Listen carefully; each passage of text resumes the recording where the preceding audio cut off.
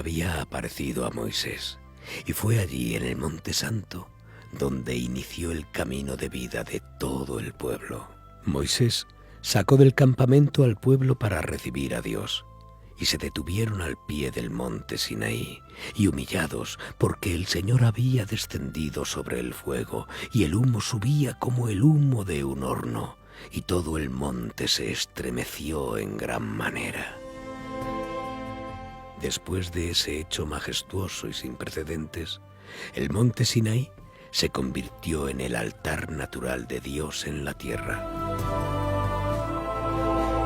Por eso, el Sinaí es el santuario del Altísimo. Ciertamente, el Señor habitará en él para siempre. El Señor viene del Sinaí a su santuario.